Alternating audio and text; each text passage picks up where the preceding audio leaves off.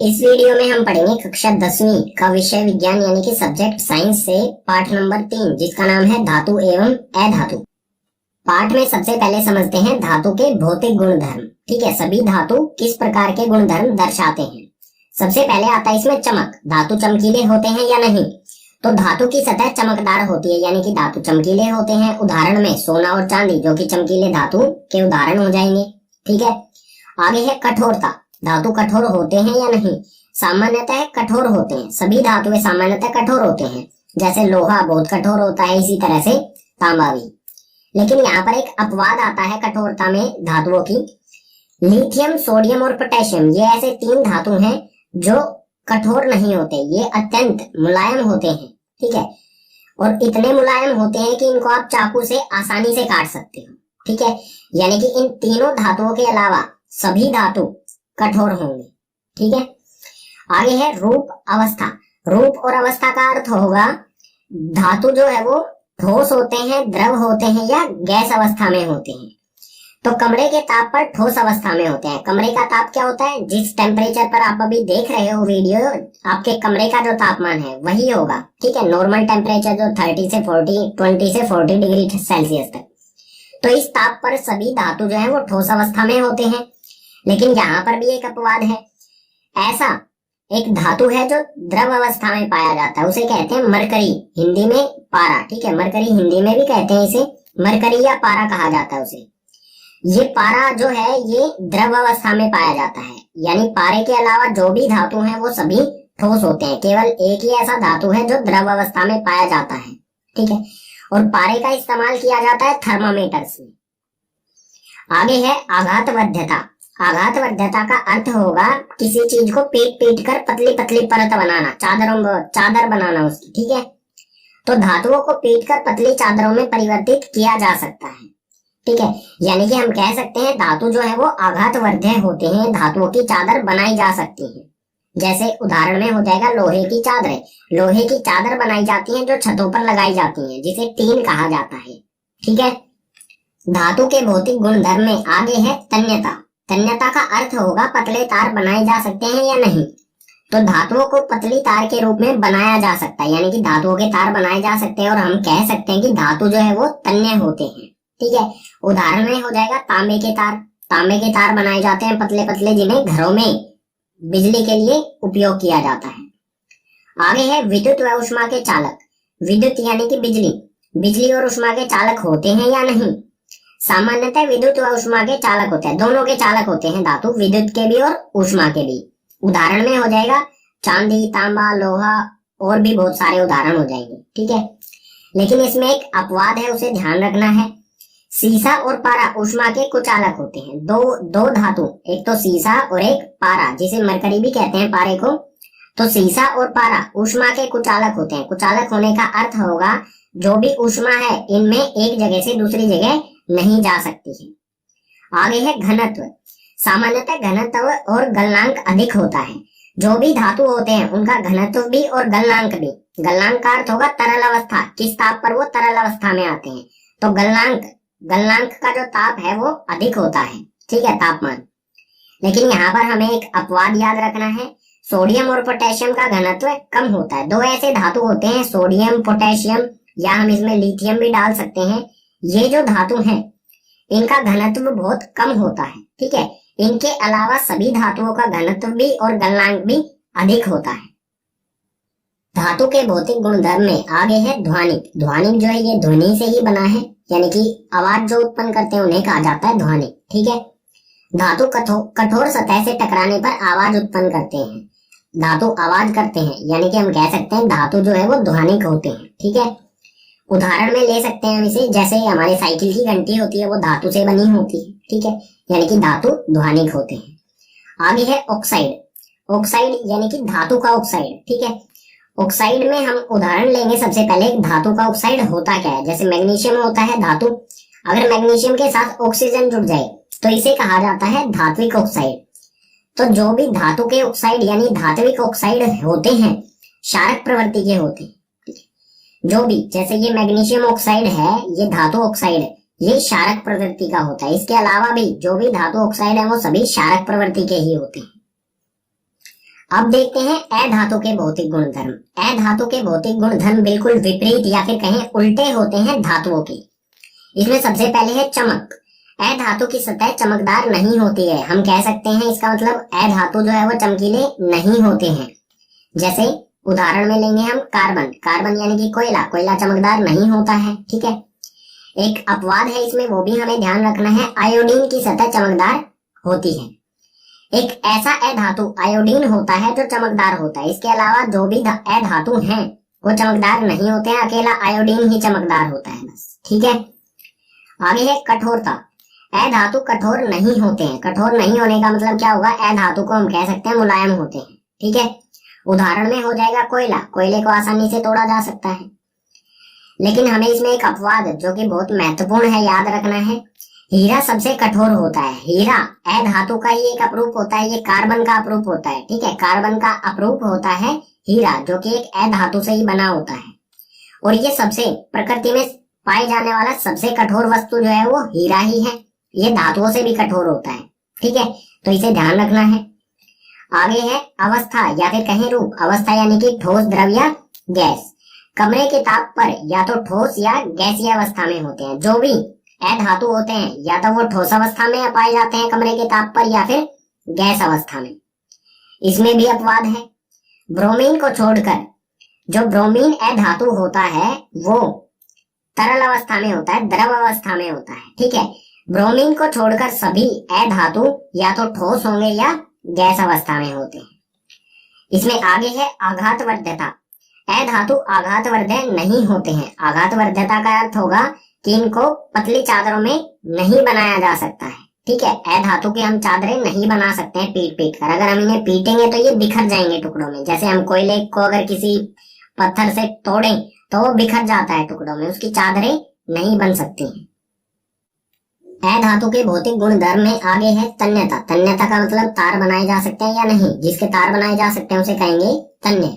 तो अधातुओं को पतली तार के रूप में नहीं बनाया जा सकता, यानी कि अधातुओं के तार नहीं बन सकते हैं, इसलिए हम कहेंगे अधातु जो है वो तन्य नहीं होते हैं, ठीक है।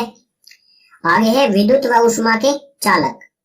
विद्युत व ऊष्मा के कुचालक होते हैं। जो भी अधातु हैं वो विद्युत और ऊष्मा दोनों के कुचालक होते हैं। कुचालक होने का अर्थ होगा विद्युत और ऊष्मा इनमें से एक जगह से दूसरी जगह नहीं जा सकती है। लेकिन इसका अपवाद हमें याद रखना होगा। ग्रेफाइट विद्युत का सुचालक होता है। ग्रेफाइट जो है ये कार्बन का अपरूप होता है, जो हमारे पेंसिल का सिक्का होता है वही होता है ये ग्रेफाइट। और ये विद्युत का सुचालक होता है। सुचालक यानी कि इसमें से विद्युत एक जगह से दूसरी जगह जा सकती है। इसलिए हमें पेंसिल को किसी भी प्लग वगैरह में नहीं डालना चाहिए विद्युत के, उससे हमें झटका लग सकता है, ठीक है। आगे है घनत्व। सामान्यतः घनत्व और गलनांक कम होता है, ठीक है। जो भी अधातु होते हैं उनका घनत्व भी और गलनांक भी कम होता है, यानी कि बहुत कम तापमान पर ये तरल अवस्था में आ जाते हैं। आगे है ध्वनिक। ध्वनिक यानी कि आवाज जो उत्पन्न करते हैं उसे कहा जाता है ध्वनिक। अधातु कठोर सतह से टकराने पर आवाज उत्पन्न नहीं करते हैं, और आवाज उत्पन्न नहीं करते हैं इसलिए हम कहेंगे अधातु जो है वो ध्वनिक नहीं होते हैं, ठीक है। आगे है ऑक्साइड। ऑक्साइड यानी कि अधातु का ऑक्साइड। अधातु के ऑक्साइड को अधात्विक ऑक्साइड भी कहा जाता है। तो सबसे पहले एक उदाहरण ले लेते हैं अधात्विक ऑक्साइड का। अधातु होता है कार्बन। अगर कार्बन के साथ ऑक्सीजन, ऑक्साइड का मतलब क्या होगा? ऑक्सीजन का जुड़ा होना। तो कार्बन के साथ ऑक्सीजन को जोड़ दिया जाए तो बन जाता है CO2। ये अधात्विक ऑक्साइड, ठीक है। तो जो भी अधात्विक ऑक्साइड होते हैं अम्लीय प्रवृत्ति के होते हैं, यानी कि जो भी कोई भी अधातु के साथ ऑक्सीजन का जुड़ा होना होगा वो अम्लीय प्रवृत्ति का होगा, ठीक है।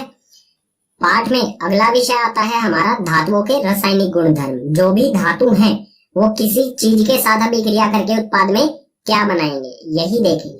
तो इसमें सबसे पहले देखते हैं धातुओं की वायु के साथ अभिक्रिया। वायु यानी कि ऑक्सीजन, ठीक है। वायु की जगह हम ऑक्सीजन क्यों लेते हैं, ये कई बच्चे सवाल पूछते हैं, तो ये भी बता देता हूँ। वायु में मुख्यतः दो गैसें होती हैं, एक तो नाइट्रोजन और एक ऑक्सीजन। और जो नाइट्रोजन गैस होती है ये क्रियाशील नहीं होती है, ये किसी भी चीज के साथ क्रिया करती ही नहीं है। तो बची हुई गैस क्या है? ऑक्सीजन। ये क्रियाशील गैस होती है, ये आसानी से क्रिया कर लेती है, अभिक्रिया कर लेती है। इसलिए जहां पर भी लिखा हो किसी भी चीज की अभिक्रिया हो रही है वायु के साथ, तो उसे समझ जाना है ऑक्सीजन के साथ। ठीक है, तो देखते हैं धातु ऑक्सीजन के साथ या वायु के साथ अभिक्रिया करके उत्पाद में क्या बनाते हैं। तो यहाँ पर दिया है धातुएं ऑक्सीजन के साथ अभिक्रिया करके धातु ऑक्साइड बनाते हैं। ठीक है, धातु ऑक्साइड कहें या फिर धात्विक ऑक्साइड कहें, तो जो भी धातुएं हैं वो ऑक्सीजन के साथ अभिक्रिया करेंगी तो उत्पाद में मिलेगा हमें धातु ऑक्साइड या फिर धात्विक ऑक्साइड। ठीक है, यह अभिक्रिया किस प्रकार से होगी, कोई भी हमारा धातु है अगर वो ऑक्सीजन के साथ अभिक्रिया करेगा तो उत्पाद में मिलेगा धातु ऑक्साइड। ठीक है, उदाहरण ले लेते हैं इसके कुछ, जैसे यहाँ पर है Cu यानी कि कॉपर। कॉपर जो है धातु होता है और ऑक्सीजन के साथ यह अभिक्रिया करेगा तो उत्पाद में मिलेगा हमें CuO यानी कि कॉपर ऑक्साइड। ठीक है, ये हो गया धातु ऑक्साइड उत्पाद में। ठीक है, उसके बाद इसे बैलेंस करेंगे तो यहाँ पर भी 2 और यहाँ पर भी 2 लगाना होगा हमें। इसी प्रकार एक और उदाहरण लेते हैं Al से एल्यूमिनियम। जब ये O2 के साथ यानी कि ऑक्सीजन के साथ अभिक्रिया करेगा तो उत्पाद में मिलेगा हमें Al2O3 यानी कि एल्यूमिनियम ऑक्साइड। पीछे वाले पेज पर जो धातु और ऑक्सीजन की अभिक्रिया हुई, तो सभी धातु जो है वो ऑक्सीजन के साथ अलग अलग तरह से अभिक्रिया करते हैं। अलग अलग तरह से का मतलब होगा कोई बहुत तेजी के साथ अभिक्रिया करता है, कोई धीरे धीरे करता है, कोई धातु जो है वो अभिक्रिया करते ही नहीं है, और कुछ ऐसे हैं जिनकी सिर्फ सतह ही ऑक्सीजन के साथ अभिक्रिया करती है। तो उसी के बारे में देखते हैं। धातु ऑक्सीजन के साथ अलग अलग तरह से अभिक्रिया करते हैं। इसमें सबसे पहला बिंदु दिया गया है Na यानी कि सोडियम और K यानी कि पोटेशियम। सोडियम और पोटेशियम वायु में आकस्मिक आग पकड़ लेते हैं। आग पकड़ने का मतलब होगा अगर इन्हें खुली वायु में रखा जाए, सोडियम और पोटेशियम को खुली वायु में रखने पर, हवा में रखने पर ये ऑक्सीजन के साथ अभिक्रिया करके बहुत तेजी के साथ अभिक्रिया करते हैं और इनमें आग लग जाती है। और जो भी ये आग लगती है, जो भी ये सोडियम है और पोटेशियम है, इनको आग से बचाने के लिए, इनको आग लगने से रोकने के लिए इन्हें केरोसिन के तेल में डुबो के रखा जाता है। केरोसिन के तेल में इसलिए डुबोया जाता है क्योंकि केरोसिन के तेल के अंदर ऑक्सीजन नहीं होती है। ठीक है, यानी कि सोडियम और पोटेशियम जो है वो बहुत तेजी के साथ ऑक्सीजन के साथ अभिक्रिया करते हैं। दूसरा बिंदु दिया गया है Mg यानी कि मैग्नीशियम, Al यानी कि एल्यूमिनियम, Zn यानी कि जस्ता या फिर कहीं जिंक, और Pb यानी कि लेड जिसे हिंदी में सीसा कहा जाता है। तो ये 4 धातुएं जो हैं ये सभी वायु के साथ धीरे धीरे अभिक्रिया करते हैं। इन धातुओं पर ऑक्साइड की परत चढ़ जाती है। ये सभी धातु धीरे धीरे अभिक्रिया करेंगे और इनकी धातुओं की सतह पर ऑक्साइड की एक लेयर चढ़ जाती है। जैसे मैग्नीशियम है तो मान लीजिए ये मैग्नीशियम है, अगर इसे हम खुली हवा में रखेंगे तो इनकी परत जो है वो मैग्नीशियम ऑक्साइड बनाएगी।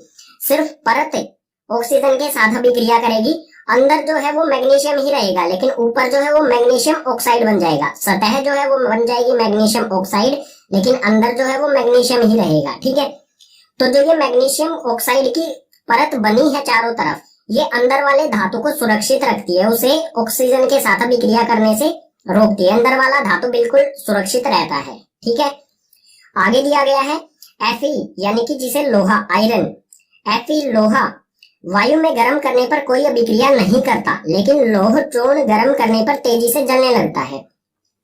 अगर लोहे को वायु में गर्म किया जाए तो कोई अभिक्रिया नहीं होती, लेकिन लोहे का पाउडर, लोह चूर्ण जिसे कहेंगे, ठीक है, लोहे के पाउडर को अगर गर्म किया जाए तो वो तेजी के साथ जलने लगता है। जलने का मतलब होगा कि लोहे का चूर्ण तो अभिक्रिया कर लेता है ऑक्सीजन के साथ, लेकिन अगर लोहे का कोई बड़ा सा पीस हो, बड़ा सा कोई ऑब्जेक्ट हो लोहे का, वो अभिक्रिया नहीं करता है। आगे है इसी में Cu पर वायु की उपस्थिति में काले रंग की परत चढ़ जाती है। Cu यानी कि कॉपर। कॉपर वायु के साथ अभिक्रिया, जब इसे Cu को गर्म किया जाएगा तो इस पे काले रंग की परत चढ़ जाती है जो कॉपर ऑक्साइड होती है। ठीक है, यानी कि इसमें भी क्या होता है, जैसे ये Cu है तो इसकी परत जो है वो ऑक्सीजन के साथ अभिक्रिया करेगी। जब इसे गर्म करेंगे तो ये ऑक्सीजन के साथ सतह जो है, कॉपर की सतह जो है वो ऑक्सीजन के साथ अभिक्रिया करके CuO कॉपर ऑक्साइड बना लेती है, लेकिन अंदर का जो कॉपर है वो बिल्कुल सुरक्षित रहता है। ठीक है, अगला बिंदु दिया गया है Ag जो है उसे चांदी कहा जाता है, और Au यानी कि सोना। तो सोना और चांदी वायु के साथ अभिक्रिया नहीं करते हैं। ये 2 ऐसे धातु हैं Ag और Au, ये ऑक्सीजन के साथ अभिक्रिया नहीं करते हैं। ऑक्सीजन कहें या वायु कहें, ये किसी के साथ भी अभिक्रिया नहीं करते हैं। धातु ऑक्साइड से संबंधित एक और शब्द आता है जिसे कहते हैं उभयधर्मी ऑक्साइड। ये क्या होते हैं इसके बारे में भी समझ लेते हैं। वे धातु ऑक्साइड जो अम्ल तथा क्षारक दोनों से अभिक्रिया करते हैं और उत्पाद में जल तथा लवण बनाते हैं। दो कंडीशन दी गई है हमें।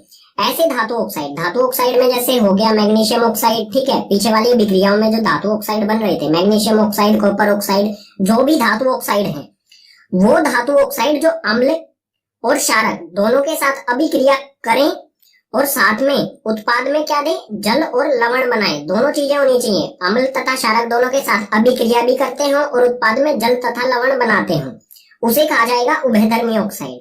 ठीक है, उदाहरण ले लेते हैं कुछ। जैसे यहाँ पर है aluminium oxide. Aluminium oxide HCl जो होता है ये होता है हाइड्रोक्लोरिक अम्ल। ठीक है, ये अम्ल के साथ एल्यूमिनियम ऑक्साइड यानी कि ये क्या है, धातु ऑक्साइड, ये अम्ल के साथ अभिक्रिया करके बना रहा है AlCl यानी कि एल्यूमिनियम क्लोराइड, जो कि एक लवण होता है, और साथ में H2O यानी कि जल। एल्यूमिनियम ऑक्साइड अम्ल के साथ अभिक्रिया करके लवण और जल बना रहा है। अब देख लेते हैं क्या एल्यूमिनियम ऑक्साइड क्षारक के साथ भी अभिक्रिया करता है। तो बिल्कुल ये करता है। यहाँ पर फिर से ये एल्यूमिनियम ऑक्साइड यह अभिक्रिया कर रहा है NaOH यानी कि सोडियम हाइड्रोक्साइड, जो कि एक क्षारक होता है। ये क्षारक के साथ अभिक्रिया करके sodium NaAlO2 sodium aluminium oxide, जो कि एक लवण, ठीक है, लवण और जल बना रहा है। दोनों कंडीशन हो रही है यहाँ पर, अम्ल और क्षारक दोनों के साथ यह अभिक्रिया भी कर रहा है और साथ में लवण और जल भी बना रहा है दोनों के साथ। इसको कहा जाएगा उभयधर्मी ऑक्साइड। तो हम कहेंगे जो Al2O3 है, एल्यूमिनियम ऑक्साइड है, ये क्या है, उभयधर्मी ऑक्साइड है। ठीक है, धातुओं के रासायनिक गुणधर्म में आगे है जल के साथ अभिक्रिया, यानी कि धातु जल के साथ अभिक्रिया करके उत्पाद में क्या बनाएंगे। तो कोई भी धातु हो वो जल यानी कि H2O के साथ अभिक्रिया करके या तो धातु ऑक्साइड बनाएगा या फिर धातु हाइड्रो ऑक्साइड बनाएगा। अब कौन सा धातु ऑक्साइड बनाएगा और कौन सा हाइड्रो ऑक्साइड बनाएगा, तो जो अधिक क्रियाशील धातु है वो धातु हाइड्रो ऑक्साइड बनाएंगे और जो कम क्रियाशील धातु है वो जल के साथ अभिक्रिया करके धातु ऑक्साइड बनाएंगे और साथ में निकलेगी हाइड्रोजन गैस। ठीक है, और बात करें अगर धातु ऑक्साइड जल के साथ अभिक्रिया करेगा तो क्या होगा, तो कोई भी धातु ऑक्साइड है अगर वो जल के साथ अभिक्रिया करेगा तो उत्पाद में मिलेगा हमें हमेशा धातु हाइड्रो ऑक्साइड। ठीक है, कुछ उदाहरण लेते हैं। जैसे उदाहरण में सबसे पहले है Na यानी कि सोडियम, जो कि अधिक क्रियाशील धातु है। तो जो भी अधिक क्रियाशील धातु है वो जल के साथ अभिक्रिया करके बनाएगा धातु हाइड्रो ऑक्साइड। ठीक है, तो ये है Na यानी कि सोडियम, H2O जल के साथ अभिक्रिया करता है और उत्पाद में देता है NaOH यानी कि सोडियम हाइड्रो ऑक्साइड और साथ में H2 यानी कि हाइड्रोजन गैस। इसी प्रकार से Ca यानी कि कैल्शियम, जो ये भी एक क्या है, अधिक क्रियाशील धातु है, तो ये भी जल के साथ अभिक्रिया करके क्या बनाएगा, धातु हाइड्रो ऑक्साइड। तो कैल्शियम H2O यानी कि जल के साथ अभिक्रिया करके बनाएगा CaOH2 यानी कि कैल्शियम हाइड्रो ऑक्साइड और साथ में हाइड्रोजन गैस। ठीक है, अब है Fe जो है ये Fe यानी कि लोहा, ये मध्यम क्रियाशील धातु है। तो अधिक क्रियाशील धातु तो बनाते हैं हाइड्रो ऑक्साइड, मध्यम क्रियाशील धातु जो है वो बनाएंगे धातु ऑक्साइड। तो Fe यानी कि लोहा H2O के साथ अभिक्रिया करके, जल के साथ अभिक्रिया करके बनाएगा ये Fe3O4 यानी कि धातु ऑक्साइड और साथ में हाइड्रोजन। ठीक है, उसके बाद जब इन इक्वेशंस को बैलेंस करेंगे तो ये 3, 4 जो भी है इसे बैलेंस किया गया है। ठीक है, पीछे वाले पेज पर हमने देखा जल और धातु की अभिक्रिया। तो जो भी धातु होते हैं वो जल की अलग अलग अवस्था के साथ अभिक्रिया करते हैं। जल की अलग अलग अवस्था का अर्थ होगा कुछ जो धातु है वो ठंडे जल के साथ अभिक्रिया करते हैं, कुछ गर्म जल के साथ अभिक्रिया करते हैं और कुछ ऐसे धातु हैं जो जल वाष्प यानी कि जल की भाप के साथ अभिक्रिया करते हैं। उसी के बारे में देखते हैं। अलग अलग धातु जल की अलग अलग अवस्था के साथ अभिक्रिया करते हैं। इसमें सबसे पहला बिंदु दिया गया है Na यानी कि सोडियम, K यानी कि पोटेशियम और Ca यानी कि कैल्शियम। ये तीनों धातु ठंडे पानी के साथ अभिक्रिया करते हैं। ठीक है, सोडियम, पोटेशियम और कैल्शियम ठंडे पानी के साथ अभिक्रिया करते हैं। अगला बिंदु है Al यानी कि एल्यूमिनियम, Fe यानी कि आयरन और Zn यानी कि जस्ता। ठीक है, Fe को कहेंगे लोहा। तो एल्यूमिनियम, लोहा और जस्ता यानी कि जिंक जल वाष्प के साथ अभिक्रिया करते हैं। ये तीनों ऐसे धातु हैं जो जल वाष्प यानी कि भाप के साथ अभिक्रिया करते हैं।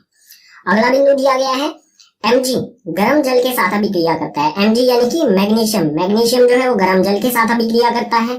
ठीक है, बिंदु है Ca और Mg, Mg के बारे में ये भी है और ये भी।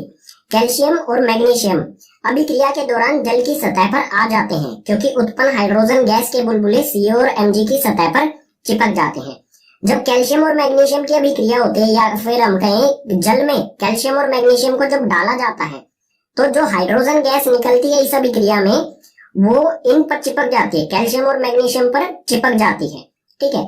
और इसकी वजह से हाइड्रोजन गैस इन पर चिपकने, हाइड्रोजन गैस के बुलबुले बन के इन पर चिपक जाते हैं, तो उन बुलबुलों की वजह से ये सतह पर तैर के आ जाते हैं, ठीक है। आखिरी बिंदु दिया गया है Au यानी कि सोना, Ag यानी कि चांदी, Cu यानी कि कॉपर और Pb यानी कि सीसा। ये सभी धातु जो है वो जल के साथ अभिक्रिया नहीं करते हैं, ठीक है। ये चारों धातु अभिक्रिया नहीं करते।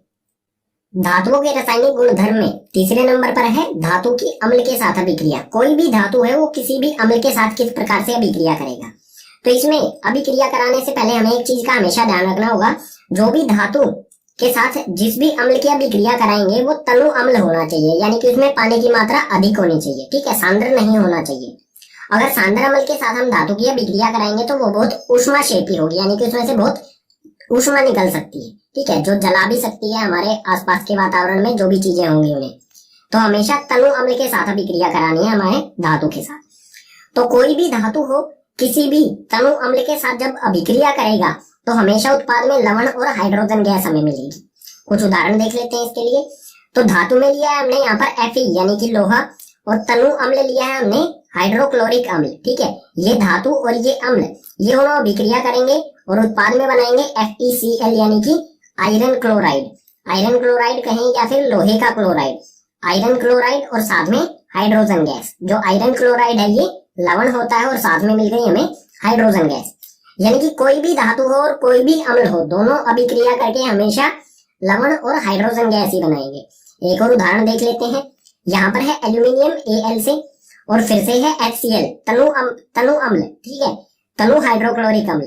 तो एल्यूमिनियम और तनु हाइड्रोक्लोरिक अम्ल फिर अभिक्रिया करके AlCl यानी कि एल्यूमिनियम क्लोराइड जो कि एक लवण होता है, लवण और साथ में हाइड्रोजन गैस बनाएंगे, ठीक है। उस धातुओं के रासायनिक गुणधर्म में चौथे नंबर पर है धातुओं की अन्य धातु लवणों के साथ अभिक्रिया। कोई भी धातु है वो और किसी धातु लवण के साथ किस प्रकार से अभिक्रिया करेगा।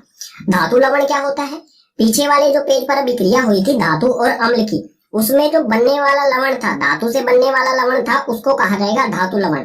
जैसे पीछे वाले पेज पर बना था FeCl2, ये जो लवण है किससे बना है, Fe यानी कि लोहे से, तो यही होगा धातु लवण, ठीक है। और भी बहुत सारे धातु लवण होते हैं जैसे CuSO4 कॉपर सल्फेट। तो देख लेते हैं धातु लवण के साथ किस तरह से अभिक्रिया करेगा। मान लीजिए कोई धातु A है, ठीक है, कोई एक A धातु है, वो B धातु के लवण विलयन के साथ जब अभिक्रिया करेगा तो जो धातु A है लवण विलयन जो B का है इसमें से B धातु को ही विस्थापित कर देगा। विस्थापित अभिक्रिया जो है विस्थापन अभिक्रिया, ये हम पाठ 1 में पढ़ चुके हैं। तो उत्पाद जो होगा वो बनेगा धातु A का लवण विलयन और B से अलग हो जाएगा, ठीक है। यानी कि धातु A क्या कर रहा है, B धातु को उसी के विलयन से अलग कर दे रहा है, विस्थापित कर दे रहा है।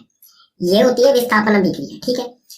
एक उदाहरण ले लेते हैं। जैसे धातु A में लिया है हमने आयरन यानी कि लोहा, और लवण विलयन जो B है वो है CuSO4 यानी कि कॉपर सल्फेट, कॉपर का सल्फेट विलयन।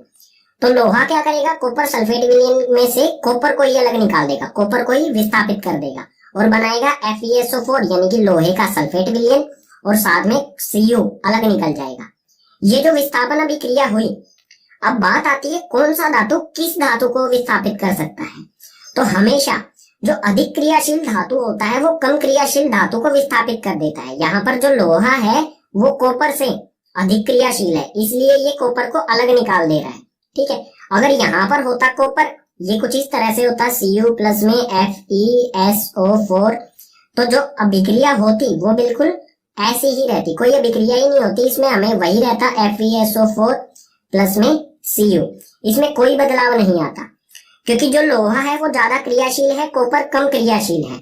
अगर ज्यादा क्रियाशील धातु होता, लोहे से ज्यादा क्रियाशील धातु होता यहाँ पर, जैसे कोई Zn होता, तो लोहे को ये विस्थापित कर सकता था। अब हमें कैसे पता चलेगा कौन सा धातु अधिक क्रियाशील है, कौन सा धातु कम क्रियाशील है, कौन सा मध्यम क्रियाशील है। तो ये सारी जानकारी मिलेगी हमें सक्रियता श्रेणी से। सक्रियता श्रेणी बहुत महत्वपूर्ण है। अगले पेज पर बिल्कुल विस्तार से यानी कि डिटेल में पढ़ते हैं इसे। अब देखते हैं सक्रियता श्रेणी। सक्रियता श्रेणी होती क्या है, वह सारणी जिसमें धातुओं की क्रियाशीलता को आरोही क्रम में व्यवस्थित किया जाता है उसे कहा जाता है सक्रियता श्रेणी, ठीक है। इसमें जो भी धातु हैं उनकी क्रियाशीलता के आधार पर आरोही क्रम यानी कि घटते क्रम में सबसे ज्यादा क्रियाशील सबसे ऊपर और उससे कम क्रियाशील जो भी होंगे उससे नीचे आते जाएंगे। ठीक है, आरोही क्रम में जिन भी धातुओं को व्यवस्थित किया जाएगा उनकी क्रियाशीलता के आधार पर उसी को कहा जाता है सक्रियता श्रेणी। और हमें ये सक्रियता श्रेणी किताब में दी गई है यहाँ पर। ठीक है, सो जो भी सबसे अधिक क्रियाशील कौन सा धातु होता है, के यानी कि पोटेशियम, उससे कम जैसे जैसे इसमें नीचे की तरफ जाएंगे इनकी क्रियाशीलता कम होती जाएगी। अगर ऊपर से नीचे की तरफ क्रियाशीलता कम, नीचे से ऊपर की तरफ क्रियाशीलता बढ़ती जाएगी। तो सबसे अधिक क्रियाशील है पोटेशियम, उससे कम सोडियम, उसके बाद कैल्शियम, मैग्नीशियम, फिर एल्यूमिनियम, जिंक, लोहा, Fe यानी कि लोहा, Pb यानी कि लेड या फिर कहीं सीसा। उसके बाद आ जाता है हाइड्रोजन। हाइड्रोजन ये अधातु है। ठीक है, इसी में है ये भी। तो हाइड्रोजन आता है, उससे कम क्रियाशील है कॉपर, उससे कम क्रियाशील मरकरी यानी कि पारा, उससे कम क्रियाशील सिल्वर यानी कि चांदी, और सबसे कम क्रियाशील Au यानी कि गोल्ड या फिर कहें सोना। ये है कुल मिला के सक्रियता श्रेणी। अब पीछे क्या हो रहा था, पीछे आयरन, आयरन यानी कि Fe जो था वो Cu को कॉपर सल्फेट के विलयन में से Cu को विस्थापित कर रहा था। क्यों कर रहा था, क्योंकि लोहा यानी कि आयरन जो है वो ऊपर है टेबल में और Cu जो है वो नीचे है। ये है लोहे की पोजीशन और ये है कॉपर की पोजीशन। कॉपर जो है वो कम क्रियाशील है, लोहा अधिक क्रियाशील है। ठीक है, तो लोहा जो है वो कॉपर को आसानी से विस्थापित कर सकता है, लेकिन कॉपर कम क्रियाशील है आयरन से, तो कॉपर आयरन को विस्थापित नहीं कर सकता है। ठीक है, इसी प्रकार से अगर हम कहें कि लोहे को कौन कौन विस्थापित कर सकता है इसके विलयन में से, तो वो होगा जिंक कर सकता है, एल्यूमिनियम, मैग्नीशियम, कैल्शियम, सोडियम और पोटेशियम, यानी कि इससे ऊपर वाले सभी कर सकते हैं इसको विस्थापित। ठीक है, सक्रियता श्रेणी के बाद अब हमारा विषय आता है धातु की अधातुओं के साथ अभिक्रिया। यानी कि कोई भी एक धातु है वो दूसरे अधातु के साथ किस प्रकार से अभिक्रिया करेगा, या फिर हम कह सकते हैं धातु और अधातु एक दूसरे के साथ किस प्रकार से अभिक्रिया करते हैं। तो इसमें हमें कुछ बिंदु दिए गए हैं, उन्हें समझते हैं पहले, फिर इसका एक उदाहरण देखेंगे अगले पेज पर। तत्वों की अभिक्रियाशीलता संयोजकता कोश को पूरा करने की प्रवृत्ति के रूप में समझ सकते हैं। जो भी तत्व हैं, चाहे वो धातु हो और अधातु, ठीक है, उनकी अभिक्रियाशीलता संयोजकता कोश को पूर्ण करने की प्रवृत्ति के रूप में हमें समझ सकते हैं। और संयोजकता कोश पूर्ण करने की प्रवृत्ति क्या होती है, आप कक्षा 9 में अष्टक का नियम पढ़ चुके होंगे पाठ 3 से। ठीक है, कक्षा 9 की साइंस बुक के पाठ 3 से, उसको मैं फिर से बता देता हूँ क्या होता है। एक उदाहरण ले लेते हैं, अच्छी तरह से आप समझ जाएंगे। सोडियम होता है Na यानी कि इसकी परमाणु संख्या होती है 11। ठीक है, सोडियम की परमाणु संख्या 11। और जो भी इसके कोश होते हैं, सोडियम के कोश कौन कौन से होते हैं, यानी कि सभी तत्वों के ही कोश होते हैं। पहला कोश होता है K, उससे अगला L, उसके बाद M, उसके बाद N, फिर O, P, Q ऐसे आ जाएंगे। ठीक है, ये कोश होते हैं। पहले कोश में हमेशा 2 इलेक्ट्रॉन होते हैं। ठीक है, 11 में से 2 इलेक्ट्रॉन आ गए K वाले कोश में। ठीक है, बचे कितने, 9। अगले कोश में हमेशा पहले कोश में 2 होने चाहिए, उससे अगले कोश में 8 होने चाहिए, उससे अगले कोश में भी 8 होने चाहिए। लेकिन यहाँ पर कितने बचे, 8 और 2 10 तो आ गए, यहाँ पर बचा इसमें 1। तो M जो कोश है उसमें आएगा 1 इलेक्ट्रॉन। अब जो भी है इसका जो इलेक्ट्रॉनिक विन्यास है, इलेक्ट्रॉनिक विन्यास क्या होगा सोडियम का, 2, 8 और 1, यानी कि इसके आखिरी कोश में कितने हैं, आखिरी कोश में है 1 इलेक्ट्रॉन। अब ये 1 इलेक्ट्रॉन संयोजकता कोश पूर्ण करने की प्रवृत्ति क्या होती है कि जो भी आखिरी कोश होता है उसमें अष्टक बनाना, अष्टक यानी कि 8 बनाना इसमें। तो M कोश में 8 बनाने के लिए सोडियम को क्या जरूरत है, इसको 7 की जरूरत है। लेकिन 7 लेने में तो बहुत ज्यादा एनर्जी, शक्ति लग जाएगी इसे, इतनी शक्ति किसी भी उसमें नहीं होती है, तत्व में नहीं होती है। ठीक है, तो ये क्या करेगा, एक जो है, जो भी ये 1 इलेक्ट्रॉन है इसको दान कर देगा, दूसरे किसी अधातु को या दूसरे धातु को दे देगा। ठीक है, सोडियम किसी दूसरे धातु को देने के बाद बन जाएगा Na। ठीक है, और इसका इलेक्ट्रॉनिक विन्यास हो जाएगा 2 और 8। ठीक है, 2,8, पहले में 2 उसके बाद में 8, 1 इसने दे दिया है। तो आखिरी कोश जो हो गया इसका खाली, आखिरी कोश जो खाली कोश कभी भी हम नहीं गिनते हैं। ठीक है, यानी कि आखिरी कोश क्या होगा इसका, L वाला कोश, और L कोश में अपने आप ही 8 है, तो ये बन जाएगा संयोजकता कोश जो है इसका पूरा हो गया। ठीक है, इस आधार पर ये किसी भी दूसरे अधातु के साथ अभिक्रिया करते हैं। ठीक है, उदाहरण लेंगे इसका अगले पेज पर, आप अच्छी तरह से इसे समझ जाएंगे। तो आगे दिया है इसमें, धातु संयोजकता कोश से इलेक्ट्रॉन त्याग कर धन आयन बनाते हैं। धातु हमेशा क्या करेगा, इलेक्ट्रॉन का त्याग करेगा, यानी कि इलेक्ट्रॉन किसी दूसरे को दे देगा। ठीक है, और धन आयन बनाएगा। जो भी इलेक्ट्रॉन का त्याग करेगा वो धन आयन बनाएगा। धन आयन यानी कि सोडियम पर क्या आएगा, जैसे कोई भी धातु, जैसे यहाँ पर सोडियम ने क्या किया, एक इलेक्ट्रॉन किसी और को दे देगा ये, और धन आयन बनाएगा। धन आयन यानी कि सोडियम पे जितने भी देगा ये, अगर इसने एक दिया है तो एक जमा का निशान आ जाएगा। अगर कोई दो देता है, एल्यूमिनियम के आखिरी उसमें तीन होते हैं, वो तीन का दान करता है, तो एल्यूमिनियम जो है वो तीन जमा बनाएगा। ठीक है, तीन आयंस, यानी कि ये क्या दर्शाता है, उसने तीन इलेक्ट्रॉन दूसरे को दे दिए। ठीक है, एक जमा दर्शाता है कि इसने एक इलेक्ट्रॉन दिया है, ये तीन जमा दर्शाता है कि इसने तीन दिए हैं। और ये धन आयन यानी कि जमा वाला आयन बनाता है। ये सोडियम का धन आयन, ये एल्यूमिनियम का धन आयन। ठीक है, अगला बिंदु दिया है, अधातु संयोजकता कोश में इलेक्ट्रॉन ग्रहण करने से करके ऋण आयन बनाते हैं। अधातु क्या करते हैं, हमेशा इलेक्ट्रॉनों का ग्रहण करते हैं, इलेक्ट्रॉन ये अपनी तरफ खींच लेते हैं। जो धातु किसी इलेक्ट्रॉन क्या करता है, देता है किसी को, और अधातु लेता है। तो धातु जो देगा वो अधातु से ले लेगा। ठीक है, जैसे क्लोरीन है, क्लोरीन जो है वो एक इलेक्ट्रॉन की से जरूरत होती है, तो ये एक इलेक्ट्रॉन किसी धातु से ले लेता है और बनाता है ऋण आयन। ऋण आयन यानी कि घटा वाला आयन, तो Cl घटा का आयन बनाता है ये। ठीक है, जैसे ये धन आयन बनते हैं, इसी प्रकार से ये देने के बाद देने वाला हमेशा जमा में आयन बनाएगा और लेने वाला हमेशा घटा वाले आयन बनाएगा। ठीक है, अगला बिंदु दिया है, ऐसे यौगिक जो इलेक्ट्रॉनों के आदान प्रदान द्वारा बनते हैं उन्हें आयनिक यौगिक कहते हैं।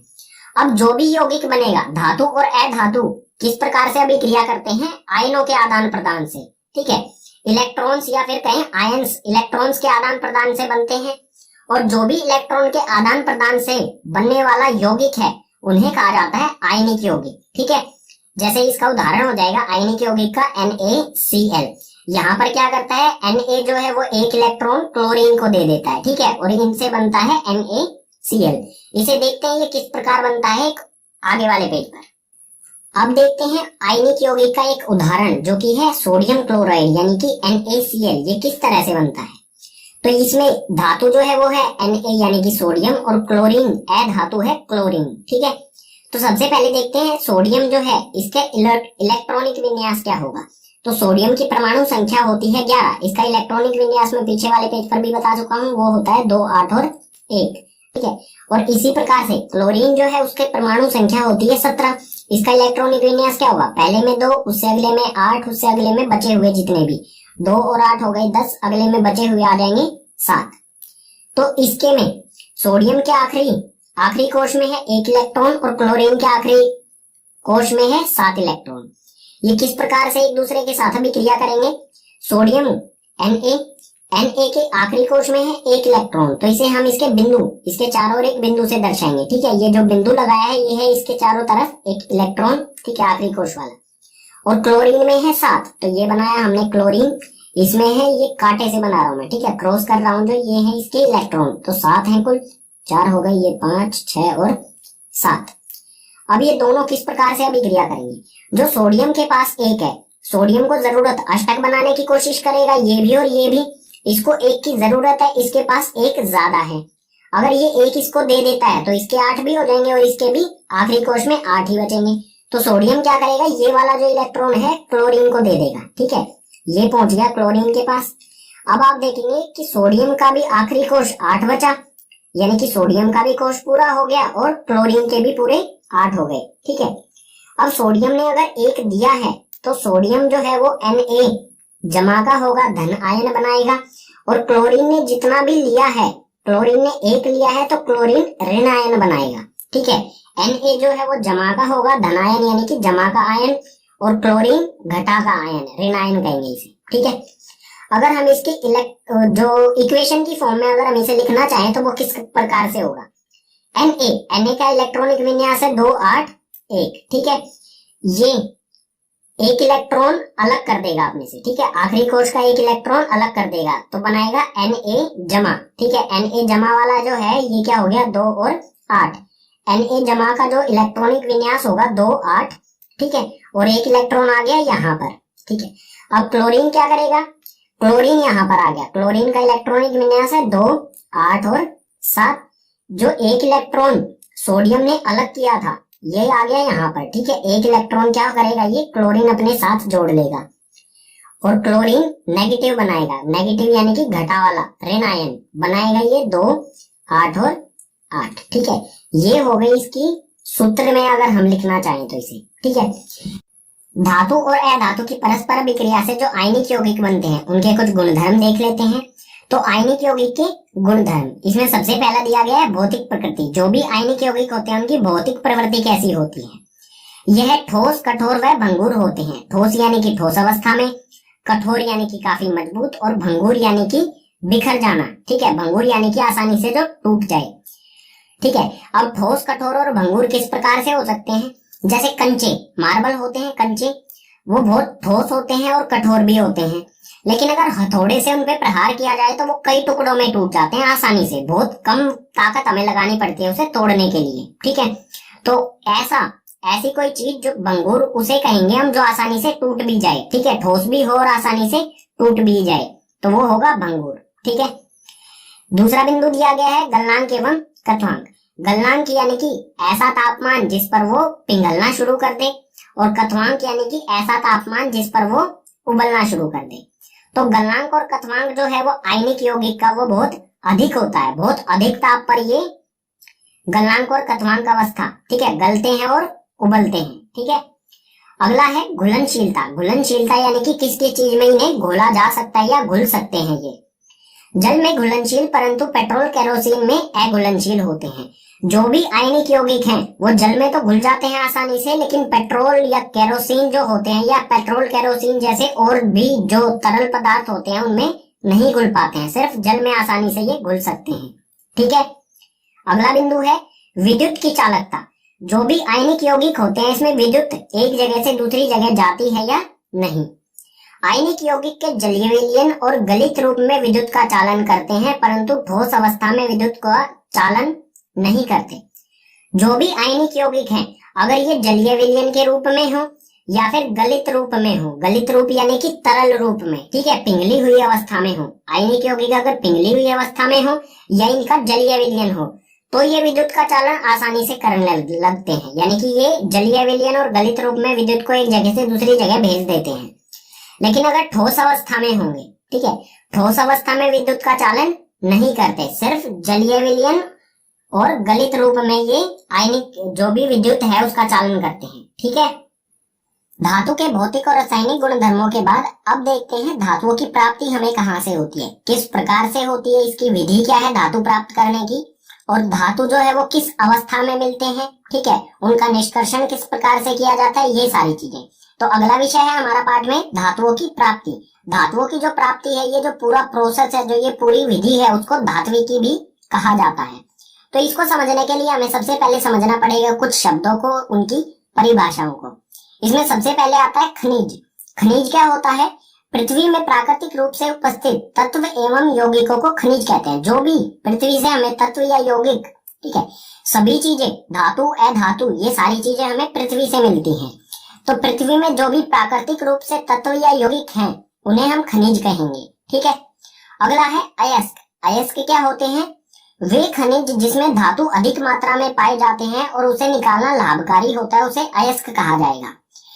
ऐसे खनिज जिसमें धातु की मात्रा अधिक हो, ठीक है, और उसे निकालना भी आसान हो, उसकी कोई विधि हो निकालने की जो कम पैसे खर्च करके हम निकाल सके धातु को उस प्रोसेस से, उस विधि से, ठीक है, तो उसे कहा जाएगा अयस्क। अगला है गैंग। गैंग क्या होता है, पृथ्वी से निकाले गए अयस्कों में रेत, मिट्टी आदि जैसी अशुद्धियां पाई जाती है जिन्हें गैंग कहा जाता है। जो भी हमें पृथ्वी से अयस्क मिलते हैं उसके साथ हमें बहुत सारी अशुद्धियां मिलती हैं, जैसे रेत हो गया, रेत, मिट्टी या फिर कंकड़ पत्थर, ऐसी चीजें जो हमारे काम की नहीं है, जो अयस्क के साथ हमें मिल गई हैं, ठीक है, उनको कहा जाएगा गैंग, ठीक है। धातुओं की प्राप्ति जो ये विधि है धात्विकी भी कहा जाता है इसे, ये 3 चरणों में की जाएगी। 3 चरण यानी कि 3 स्टेप्स में की जाएगी, ठीक है। चरण 1 क्या होगा, अयस्कों का समृद्धिकरण। जो भी हमें पृथ्वी से अयस्क मिले हैं उनको समृद्धिकरण किया जाएगा। समृद्धिकरण का अर्थ होगा अयस्क के साथ जो हमें गैंग अशुद्धियां मिली हैं उन अशुद्धियों को हटाना, ठीक है। पृथ्वी से हमें क्या मिलता है, अयस्क जमा में गैंग यानी कि अयस्क के साथ गैंग यानी कि अशुद्धियां भी मिलती हैं। तो सबसे पहले क्या किया जाएगा, इस गैंग को इससे अलग किया जाएगा, ठीक है, तो हमें मिल जाएगा अयस्क, ठीक है। चरण 2 में क्या किया जाएगा, धातुओं का निष्कर्षण। जो भी हमें ये अयस्क मिला है गैंग को हटाने के बाद, इस अयस्क में से धातुओं को अलग किया जाएगा, ठीक है। कई रासायनिक अभिक्रियाओं द्वारा धातु इसमें से निकाला जाएगा। और चरण 3 जो है वो है धातुओं का परिष्करण। परिष्करण का अर्थ है धातु यहाँ से अयस्क मिला हमें, चरण 2 में धातु निकाल लेंगे हम।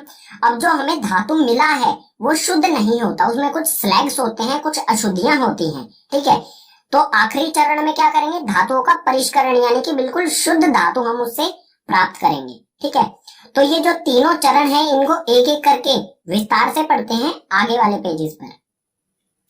धातुओं की प्राप्ति में चरण पहला चरण है अयस्कों का समृद्धिकरण। अयस्कों का समृद्धिकरण यानी कि जो भी मिश्रण मिला है हमें अयस्क और गैंग का पृथ्वी से, ठीक है। पृथ्वी से हमें क्या मिलता है, अयस्क और गैंग मिक्सचर मिलते हैं ये, ठीक है, मिश्रण मिलता है। तो इसमें से गैंग को हटाना और अयस्क को प्राप्त करना। सबसे पहले क्या करेंगे, अयस्क को प्राप्त करेंगे, गैंग को हटा देंगे इसमें से। तो ये किस प्रकार से किया जाता है, अनेक विधियों द्वारा ये किया जा सकता है, कई विधियां हैं इसकी, ठीक है। जैसे पानी से साफ करना, रेत मिट्टी जैसे जो भी गैंग होगा उसे पानी से साफ किया जा सकता है। या फिर जो अयस्क और गैंग है का मिश्रण है इसको पीस लिया जाए, ठीक है।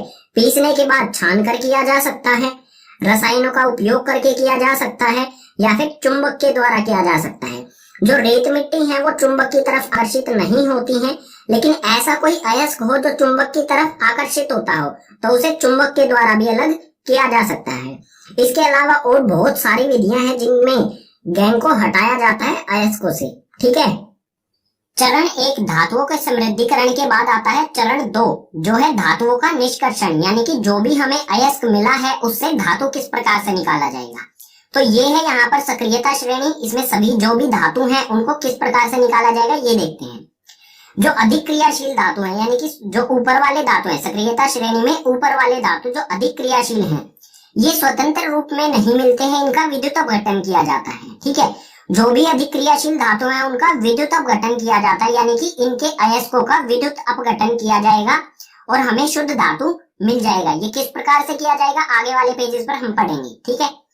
अब बात आती है मध्यम क्रियाशील, जो ना तो ज्यादा क्रियाशील है और ना ही कम क्रियाशील है, जो धीरे धीरे अभिक्रिया करते हैं, उनको किस प्रकार से निष्कर्षण किया जाएगा या फिर कहें अयस्कों से निकाला जाएगा। जो भी मध्यम क्रियाशील धातुएं हैं वो या तो सल्फाइड अयस्क के रूप में होती हैं, या तो ऑक्साइड के अयस्क के रूप में, या कार्बोनेट अयस्क के रूप में। तो इनको निकालने का, इनका निष्कर्षण करने का क्या तरीका है, जो सल्फाइड अयस्क है या कार्बोनेट अयस्क है इनको सबसे पहले ऑक्साइड में, धातु ऑक्साइड में परिवर्तित किया जाएगा, और धातु ऑक्साइड में परिवर्तन करने के बाद कार्बन द्वारा इनका उपचयन किया जाता है, ठीक है। कार्बन के साथ इनकी अभिक्रिया कर दी जाती है और शुद्ध धातु हमें मिल जाता है। अब आता है कम क्रियाशील, जो कम क्रियाशील धातु है उनका किस प्रकार से निष्कर्षण किया जाएगा। तो जो भी कम क्रियाशील धातु है वो हमें स्वतंत्र रूप में ही मिलते हैं, ठीक है। पृथ्वी से हमें ये शुद्ध धातु के रूप में ही मिलते हैं, ठीक है। चरण 2 धातुओं का निष्कर्षण में जो सक्रियता श्रेणी के नीचे वाले धातु हैं यानी कि कम क्रियाशील धातु हैं उनका निष्कर्षण किस प्रकार से किया जाता है विस्तार से पढ़ते हैं। तो यहाँ पर है कम क्रियाशील धातुओं का निष्कर्षण। कम क्रियाशील धातु कौन कौन से होते हैं, Au, Ag, Hg और Cu, यानी कि सोना, चांदी, पारा या फिर कहें मरकरी और कॉपर। जो Au और Ag यानी कि सोना और चांदी है ये हमें स्वतंत्र अवस्था में मिलते हैं, सीधा हमें ये प्रकृति से मिल जाते हैं, ठीक है। ये किसी भी अयस्क के रूप में नहीं होते। अयस्क के रूप में जो है वो Hg और Cu होते हैं। ये या तो ऑक्साइड के अयस्क के रूप में होंगे या सल्फाइड के अयस्क के रूप में होंगे। तो इनका निष्कर्षण किस प्रकार से किया जाएगा ये देखते हैं। यह बहुत अनअभिक्रिय होते हैं। इन धातुओं के ऑक्साइड को केवल गर्म करने से ही धातु प्राप्त किया जा सकता है। जो Hg है और Cu है ये या तो सल्फाइड या ऑक्साइड के अयस्क के रूप में मिलेंगे।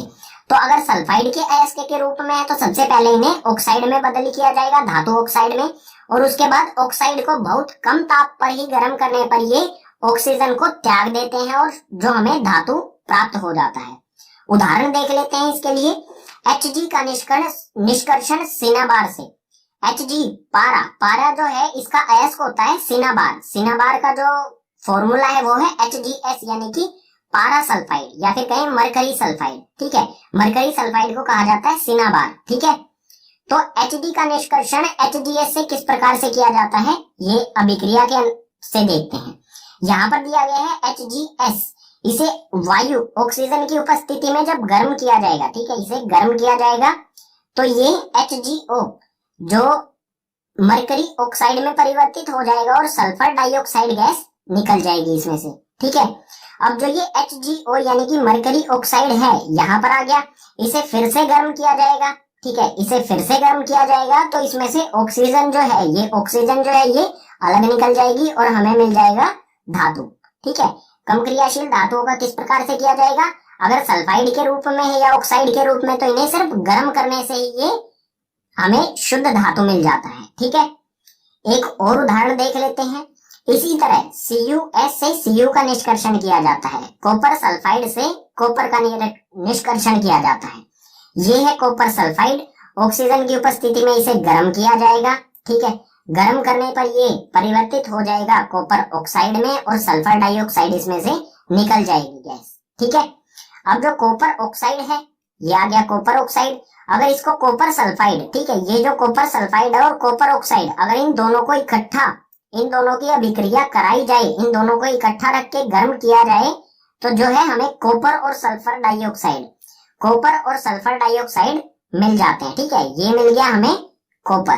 ठीक है, कम क्रियाशील धातुओं के निष्कर्षण के बाद अब देखते हैं मध्यम क्रियाशील धातुओं का निष्कर्षण किस प्रकार से किया जाता है। मध्यम क्रियाशील धातु कौन से होते हैं, जो सक्रियता श्रेणी में बीच में होते हैं। ठीक है, इन्हें विस्तार से देखते हैं, इनका निष्कर्षण किस प्रकार से किया जाता है। तो यहाँ पर दिया गया है मध्यम क्रियाशील धातुओं का निष्कर्षण। मध्यम क्रियाशील धातु होते कौन कौन से हैं, तो इसमें होता है Zn हो गया, Fe हो गया, इसी प्रकार से और भी धातु। ठीक है, तो जो भी ये धातु होते हैं इनके बारे में दो बिंदु दिए गए हैं हमें। यह धातु या तो सल्फाइड या तो कार्बोनेट अयस्क के रूप में पाए जाते हैं। ठीक है, जो भी ये धातु हैं इनके अयस्क कौन से होते हैं, या तो सल्फाइड होगा या कार्बोनेट अयस्क के रूप में हमें मिलेंगे। इन धातुओं के ऑक्साइड से प्राप्त करना अधिक आसान होता है। जो भी ये धातु है मध्यम क्रियाशील धातु हैं, इनके ऑक्साइड से इन धातुओं को प्राप्त करना आसान होता है। यानी कि क्या कहना चाह रहे हैं, जो सल्फाइड अयस्क होगा या कार्बोनेट अयस्क होगा, सबसे पहले क्या किया जाएगा, इन सल्फाइड अयस्क को या कार्बोनेट अयस्क को धातु ऑक्साइड में बदला जाएगा। ठीक है, और उसके बाद धातु ऑक्साइड को से हम धातु प्राप्त कर लेंगे। ठीक है, सल्फाइड अयस्क से धातु का निष्कर्षण सबसे पहले देखते हैं। जो सल्फाइड अयस्क होता है उससे धातु का निष्कर्षण किस प्रकार से किया जाता है, अगले पेज पर देखेंगे। कार्बोनेट अयस्क से धातु किस प्रकार से निष्कर्षण किया जाता है। ठीक है, तो यहाँ पर है सल्फाइड अयस्क से धातु का निष्कर्षण। सल्फाइड अयस्क से धातु का जो निष्कर्षण है उस प्रोसेस को, उस प्रक्रिया को कहा जाता है भर्जन, भर्जन प्रक्रिया। ठीक है, ये क्या होता है, सल्फाइड अयस्क को वायु की उपस्थिति में अधिक ताप पर गर्म करने पर यह ऑक्साइड में बदल जाता है। ठीक है, जो भी सल्फाइड, किसी भी धातु का सल्फाइड अयस्क है उसको अधिक ताप पर वायु की उपस्थिति में अगर गर्म किया जाएगा तो ये ऑक्साइड में बदल जाएगा, धातु ऑक्साइड में बदल जाएगा। ठीक है, एक उदाहरण ले लेते हैं। उदाहरण में दिया गया है यहाँ पर ZnS यानी कि जिंक सल्फाइड, जो कि एक मध्यम क्रियाशील धातु है। ठीक है, जिंक सल्फाइड का जो अयस्क है इसको ऑक्सीजन की उपस्थिति में अधिक तापमान इसे दिया जाएगा, अधिक ताप पर इसे गर्म किया जाएगा वायु की उपस्थिति यानी कि ऑक्सीजन की उपस्थिति में, तो ये बदल के हो जाएगा ZnO यानी कि जिंक ऑक्साइड, और साथ में सल्फर डाइऑक्साइड जो गैस है वो निकल जाएगी। हमें यहाँ पर क्या मिल गया, जिंक ऑक्साइड। ठीक है, आगे वाले पेजेस पर हम देखेंगे कि जिंक ऑक्साइड से धातु किस प्रकार से निकाला जाता है। ठीक है, पीछे वाले पेज पर हमने पढ़ा था जो सल्फाइड के अयस्क होते हैं मध्यम क्रियाशील धातुओं के, उनसे धातु ऑक्साइड किस प्रकार से बनाया जाता है। ठीक है, पहले क्या किया जाएगा, धातु ऑक्साइड में परिवर्तन करेंगे दोनों का, सल्फाइड का भी और कार्बोनेट का। तो कार्बोनेट के अयस्क से धातु ऑक्साइड किस प्रकार से बनाया जाता है यही देखते हैं। कार्बोनेट अयस्क से धातु का निष्कर्षण, जो कार्बोनेट अयस्क से धातु का निष्कर्षण किया जाता है इस प्रोसेस को कहा जाता है निस्तापन। ठीक है, यानी कि कार्बोनेट अयस्क, धातु कार्बोनेट का जो अयस्क है उसको धातु ऑक्साइड में बदली करना, उसको कहा जाएगा निस्तापन।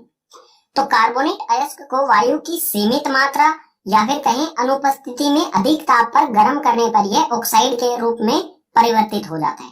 जो भी कार्बोनेट का अयस्क होता है, धातु कार्बोनेट का जो भी अयस्क है, अगर उसको या तो वायु हो ही ना या फिर सीमित मात्रा में वायु हो, इसमें गर्म किया जाएगा तो वो ऑक्साइड, धातु ऑक्साइड में परिवर्तित हो जाएगा। ठीक है, इसका एक उदाहरण देख लेते हैं। यहाँ पर दिया गया है ZnCO3 यानी कि जिंक कार्बोनेट। ये जो अयस्क है इसको गर्म किया जाएगा। ठीक है, इसमें यहाँ पर क्या है, ऑक्सीजन पहले से ही है, O3 है, तो इसको वायु की यानी कि ऑक्सीजन की अनुपस्थिति में, जहां पर ऑक्सीजन ना हो वहां पर इसे गर्म किया जाएगा, तो ये बदली हो जाएगा ZnO यानी कि जिंक ऑक्साइड में, और कार्बन डाइऑक्साइड जो गैस है वो बाहर निकल जाएगी। जो भी प्रोसेस था, पीछे वाला जो भर्जन था, सल्फाइड अयस्क को धातु ऑक्साइड में हमने ZnO में बदला था, और निस्तापन विधि द्वारा यानी कि कार्बोनेट अयस्क को भी हमने किस में बदल लिया, ZnO यानी कि ऑक्साइड में। तो भर्जन और निस्तापन विधियों से हमने धातु ऑक्साइड प्राप्त हुआ। जो भी अब धातु ऑक्साइड है, धातु ऑक्साइड से धातु किस प्रकार से प्राप्त किया जाएगा ये देखते हैं अगले पेज पर। मध्यम क्रियाशील धातुओं के सल्फाइड और कार्बोनेट अयस्क को हमने भर्जन और निस्तापन विधि से धातु ऑक्साइड में परिवर्तित किया। अब जो भी हमें धातु ऑक्साइड मिला था उदाहरण में, भर्जन से भी हमें क्या मिला था, ZnO, और निस्तापन से भी हमें ZnO ही मिला था। ठीक है, उदाहरण जो हमने लिया था। तो अब ये जो ZnO है, इसमें से ऑक्सीजन को हटा के किस प्रकार से धातु प्राप्त किया जाएगा ये देखते हैं। तो धातु ऑक्साइड का अपचयन, जो भी ये धातु ऑक्साइड है इसका किया जाएगा अपचयन। अपचयन के बारे में आप पाठ 1 में पढ़ चुके होंगे। अपचयन का अर्थ क्या होता है, ऑक्सीजन को हटाना। ठीक है, अपचयन का अर्थ होता है ऑक्सीजन को हटाना, किसी भी चीज से ऑक्सीजन का हटना अपचयन कहलाता है। और ये किस प्रकार से किया जाता है, अपचयन के लिए कुछ अपचायकों का उपयोग किया जाता है। अपचायक क्या होते हैं, ठीक है, जो भी अपचयन है उसके लिए कुछ अपचायकों का प्रयोग किया जाता है। अपचायक वो होते हैं जो ऑक्सीजन को अपनी तरफ खींच लेते हैं। और अपचायक के अगर कुछ उदाहरण की बात करें, कुछ अपचायक के उदाहरण जैसे कार्बन, कार्बन जो है वो ऑक्सीजन को अपनी तरफ खींच लेता है और बनाता है कार्बन मोनोऑक्साइड। इसी प्रकार से कार्बन मोनोऑक्साइड भी ऑक्सीजन को खींच लेता है, बनाता है कार्बन डाइऑक्साइड। और जो H2 है, हाइड्रोजन भी अपनी तरफ खींच लेता है ऑक्सीजन को और बनाता है H2O यानी कि जल। एक इसका उदाहरण ले लेते हैं। ठीक है, ये था हमारा ZnO। अगर ZnO की C के साथ यानी कि कार्बन के साथ, कार्बन को जो है कोक भी कहा जाता है। ठीक है, तो इसकी अभिक्रिया अगर कार्बन के साथ कराई जाए तो कार्बन जो है, ऑक्सीजन जो है वो कार्बन के साथ चला जाएगा। ठीक है, और हमें मिलेगा शुद्ध यानी कि हमें मिलेगा धातु और मिलेगा कार्बन मोनोऑक्साइड। ये गैस होती है, ये गैस निकल जाएगी और हमें धातु मिल जाएगा। कम क्रियाशील और मध्यम क्रियाशील धातुओं के निष्कर्षण के बाद अब देखते हैं अधिक क्रियाशील धातुओं का निष्कर्षण किस प्रकार से किया जाएगा। अधिक क्रियाशील यानी कि जो सक्रियता श्रेणी में ऊपर की ओर दिए गए हैं। ठीक है, और इनके कुछ उदाहरण हो जाएंगे अधिक क्रियाशील धातुओं के, जैसे कि K यानी कि पोटेशियम, Na यानी कि सोडियम, Ca यानी कि कैल्शियम, Mg यानी कि मैग्नीशियम, इसके अलावा एल्यूमिनियम भी आता है इसमें। ठीक है, तो अधिक क्रियाशील धातुओं का निष्कर्षण यानी कि इन धातुओं को किस प्रकार से प्राप्त किया जाएगा इनके अयस्कों से। इसमें पहला बिंदु दिया गया है, यह धातु अत्यधिक क्रियाशील होने के कारण अपचयन नहीं किया जा सकता है। जो भी ये धातुएं बहुत अधिक क्रियाशील होते हैं, इसलिए जो भी इनके ऑक्साइड होंगे, जैसे सोडियम ऑक्साइड हो गया, तो सोडियम ऑक्साइड का अपचयन नहीं किया जा सकता, यानी कि जो सोडियम के साथ ऑक्सीजन जुड़ा है उस ऑक्सीजन को नहीं हटाया जा सकता है। जो भी हमारे उपचायक होते हैं, उपचायक कौन कौन से होते हैं, जैसे कार्बन हो गया, कार्बन मोनोऑक्साइड हो गया, या फिर हाइड्रोजन, इनके द्वारा ऑक्सीजन को नहीं हटाया जा सकता है। ठीक है, यानी कि जो भी ये विधि है, ऑक्सीजन अपचयन विधि, इस पर लागू नहीं होगी। तो इनका निष्कर्षण किस प्रकार से किया जाएगा, इन धातुओं को विद्युत अपघटन द्वारा प्राप्त किया जाएगा। विधि है ये, विद्युत अपघटन विधि द्वारा इन धातुओं को प्राप्त किया जाता है। विद्युत अपघटन के लिए सबसे पहले क्या होना चाहिए, जो भी ये धातु हैं इनके अयस्क या तो हमें जो है वो धातु लवण के रूप में ही मिलते हैं, या फिर और किसी भी अलग रूप में भी हैं, तो उन्हें सबसे पहले धातु लवण में परिवर्तित किया जाएगा। ठीक है, तो जो भी हमें धातु लवण मिला, धातु लवण का उदाहरण देख लेते हैं, जैसे NaCl यानी कि सोडियम क्लोराइड, सोडियम से बनने वाला लवण है ये। ठीक है, तो NaCl से Na यानी कि सोडियम का निष्कर्षण किस प्रकार से किया जाएगा, NaCl से सोडियम किस प्रकार से प्राप्त किया जाएगा, इसे डायग्राम से समझते हैं। सबसे पहले जो भी हमारा सोडियम क्लोराइड है, इसको द्रव अवस्था यानी कि गलित अवस्था, इसे अधिक ताप पर गलित अवस्था में लाया जाएगा, तरल। ठीक है, इसे पिघलाया जाएगा और पिघला के इस बड़े से टब जो दिख रहा है आपको इसमें डाला जाएगा। इसमें जो नीला नीला दिख रहा है आपको ये है सोडियम क्लोराइड, ठीक है। इसमें दो रोड लगाई जाएंगी, एक तो होगी कैथोड और एक एनोड। कैथोड यानी कि ऋणी जिस पे चार्ज होता है और एनोड यानी कि जिस पे धनात्मक चार्ज होता है। अब जैसे ही इसमें से इसे एक बैटरी के साथ कनेक्ट किया जाएगा, जैसे ही विद्युत इसमें से प्रवाहित होगी, ठीक है, तो जो सोडियम और क्लोरीन है इनके बीच का जो आबंध है वो टूट जाएगा और सोडियम बनेगा Na पॉजिटिव चार्ज और क्लोरीन जो होगा वो नेगेटिव चार्ज, यानी कि सोडियम धनात्मक चार्ज क्योंकि ये एक इलेक्ट्रॉन का त्याग कर देता है, और क्लोरीन जो होगा वो ऋणी चार्ज होगा क्योंकि ये एक इलेक्ट्रॉन ग्रहण करता है। तो जो सोडियम हमेशा जमा वाला चार्ज जो है वो किसकी तरफ आकर्षित होता है? घटा की तरफ। तो जो सोडियम है वो कैथोड की तरफ आकर्षित होगा और जो क्लोरीन है वो एनोड यानी कि जमा की तरफ आकर्षित होगा, ठीक है। और क्लोरीन एनोड पर आकर गैस के रूप में यहाँ से निकल जाएगा एनोड से, और जो भी हमारा सोडियम धातु है वो कैथोड पर आकर निक्षेपित हो जाएगा। निक्षेपित यानी कि यहाँ पर आकर इस पे चिपक जाएगा, इकट्ठा हो जाएगा। सोडियम धातु हम कहाँ से प्राप्त करेंगे? कैथोड से, यानी कि जो भी अधिक क्रियाशील धातु हैं वो हमें कहाँ पर मिलेंगी? कैथोड पे। हमेशा धातु जो है वो हमें कैथोड से ही मिलेगा, और जो भी अधातु होगा लवण में, धातु लवण में जो भी अधातु होगा वो एनोड पर इकट्ठा होगा, ठीक है। धातु हमें मिल जाएगा कैथोड से। तो इसमें भी यही दिया गया है, धातु कैथोड पर मिलेगा हमें और क्लोरीन एनोड पर, ठीक है। क्लोरीन एनोड पर आएगी लेकिन गैस बन के निकल जाएगा, ठीक है। कम क्रियाशील, मध्यम क्रियाशील और अधिक क्रियाशील धातुओं के निष्कर्षण से जो हमें धातु प्राप्त हुआ है उसमें भी कुछ अशुद्धियां होती हैं जिन्हें अपद्रव्य कहा जाता है, ठीक है। उनको हटाना जरूरी होता है, नहीं तो वो धातु को कमजोर बनाती है, ठीक है। तो उनको हटाने के लिए हम करते हैं चरण 3 जो है धातुओं का परिष्करण, ठीक है। जो भी अपद्रव्य होते हैं उनको हटाने के लिए हम उपयोग में लाते हैं धातुओं का परिष्करण। ये किस प्रकार से किया जाता है? इसमें बिंदु दिया गया है, हमें इसे पढ़ते हैं। धातुओं से अपद्रव्य, अपद्रव्य को इंग्लिश में स्लैग्स कहा जाता है, ठीक है। तो जो भी अपद्रव्य है उसको हटाने के लिए सबसे अधिक उपयोगी विधि है विद्युत अपघटनी परिष्करण, ठीक है। इस विधि का उपयोग ज्यादातर लाया जाता है, ये बहुत आसान विधि है, सस्ती भी पड़ती है, इसलिए विद्युत अपघटनी परिष्करण किया जाता है जो भी हमें धातु प्राप्त हुआ है, ठीक है। एक उदाहरण से इसे समझते हैं। मान लीजिए हमें कॉपर, ठीक है, कॉपर का परिष्करण करना है, कॉपर जो है उसको शुद्ध बनाना है, ठीक है। तो क्या किया जाएगा? कॉपर को शुद्ध बनाने के लिए सबसे पहले अगर कॉपर को बनाना है तो हम एक सल्फेट का विलयन लेंगे, कॉपर का ही, CuSO4। ये विलयन हम एक टम्बलर में डालेंगे, ठीक है। ये बाल्टी सी जो दिख रही है इसमें क्या है? कॉपर सल्फेट का विलयन है, ठीक है। ये कॉपर सल्फेट का विलयन है। इसमें 2 रोड लगाई जाएंगी कॉपर की ही, एक तो बिल्कुल शुद्ध कॉपर की कॉपर धातु की, ठीक है, कैथोड पर लगाई जाएगी कॉपर की, और एक वो लगाई जाएगी जिसमें से हमें ऐसा कॉपर जिसमें से हमें अपद्रव्य को निकालना है, यानी कि अशुद्ध जो कॉपर की रोड है वो लगाई जाएगी एनोड पर, ठीक है। कैथोड जो है वो माइनस यानी कि ऋणी चार्ज होता है और एनोड जो है वो धनात्मक चार्ज होता है। तो कॉपर की शुद्ध धातु की जो रोड है वो लगाई जाएगी पतली, ठीक है, पतली लगाई जाएगी कैथोड पर, और एनोड पर अशुद्ध कॉपर की मोटी रोड लगाई जाएगी। इसे एक सर्किट से जोड़ दिया जाएगा, विद्युत सर्किट से, ठीक है। एक बैटरी और इसमें कुंजी लगी होगी, ठीक है। अब आते हैं हमारे पहला पॉइंट पर।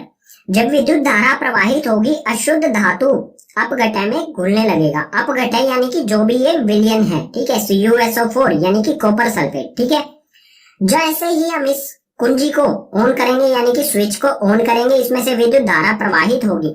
जो भी एनोड पर अशुद्ध कॉपर है वो इस विलयन घुलने लगेगा, ठीक है, इस विलयन में घुलने लगेगा। कॉपर जो इस विलयन में आने पर क्या होगा? 2 चार्ज हो जाएगा, ठीक है। क्या हो जाएगा? Cu2+ चार्ज हो जाएगा। और एनोड जो है यहाँ पर एनोड पर बचेंगे 2 इलेक्ट्रॉन, ठीक है। ये इस तरह से टूट जाएगा, 2 इलेक्ट्रॉन्स में टूट जाएगा, ठीक है। जो कॉपर ये वाला पार्ट है ये विलयन में घुल जाएगा और 2 इलेक्ट्रॉन है सर्किट से होते हुए कैथोड पर आ जाएंगे, ठीक है। अगला बिंदु दिया गया है, उसी समय अपघटय से शुद्ध धातु उतनी ही मात्रा में कैथोड पर निक्षेपित हो जाता है। अपघटय यानी कि CuSO4। जो एनोड से विलयन में जितना कॉपर घुला है उतना ही कॉपर जो है विलयन से कैथोड पर आके निक्षेपित यानी कि जम जाता है, ठीक है, इस रोड पर जम जाएगा। ऐसे ही ये प्रोसेस चलता रहेगा। इसमें से धातु जो है, मतलब जो भी धातु है इसमें से पिघल के विलयन में घुलेगा और विलयन में जो कॉपर है धातु वो कैथोड पर आके जम जाएगा।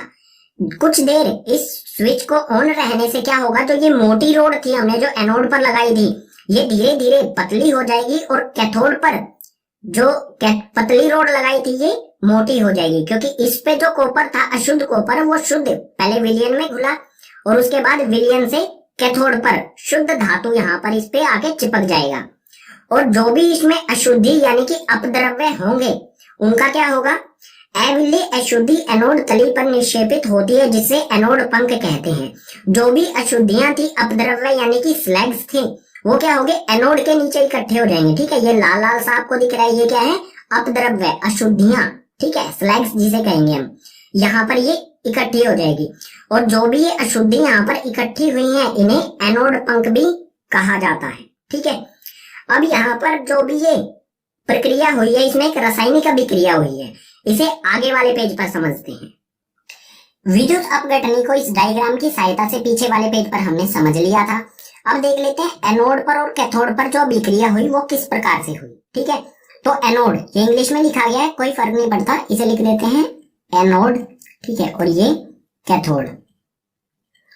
तो एनोड पर क्या हुआ, जो भी अशुद्ध कॉपर था, ठीक है, जो भी अशुद्ध कॉपर था उसने 2 इलेक्ट्रॉन त्याग दिए। जैसे ही स्विच कुंजी को ऑन किया गया इसने 2 इलेक्ट्रॉनों का त्याग कर दिया। ठीक है, ये है कॉपर। जैसे ही विद्युत धारा इसमें से प्रवाहित की गई तो कॉपर जो है वो 2 धन आयन बनाता है। ठीक है, क्योंकि इसने 2 इलेक्ट्रॉनों का त्याग कर दिया। और ये जो कॉपर है 2 पॉजिटिव यानी कि 2 धन आयन, ये जो है इस विलयन में घुल जाता है और जो इस विलयन में कॉपर होता है वो कैथोड पर आ जाता है। ठीक है, एनोड की अभिक्रिया ये हुई। कैथोड पर क्या हुआ, जो विलयन में कॉपर था, ठीक है, ये विलयन वाला कॉपर, इसके पास क्या है, 2 इलेक्ट्रॉन। ठीक है, 2 इलेक्ट्रॉन धनायन है। और जो एनोड पर इसने त्याग किए थे 2 इलेक्ट्रॉन, वो घूमकर इस सर्किट से किस पर आ जाते हैं, कैथोड पर। ठीक है, 2 इलेक्ट्रॉन यहाँ आ गए कैथोड पर और ये कॉपर के साथ इकट्ठा करके क्या बनाएंगे, शुद्ध कॉपर बना लेते हैं। ठीक है, शुद्ध कॉपर हमें मिल जाएगा कैथोड वाली रोड पर। ठीक है, पाठ में अगला विषय आता है हमारा संक्षारण। संक्षारण के बारे में आप पाठ 1 में भी पढ़ चुके होंगे, फिर से देखते हैं। धातुएं अपने आसपास अम्ल, आर्द्रता व वायु के संपर्क में आने से संक्षारित हो जाती हैं, इसी को कहा जाता है संक्षारण। संक्षारण जो है वो धातुओं को कमजोर बनाता है। ठीक है, धीरे धीरे करके नष्ट कर देता है। ठीक है, बिल्कुल खत्म कर देता है। इसके कुछ उदाहरण देख लेते हैं।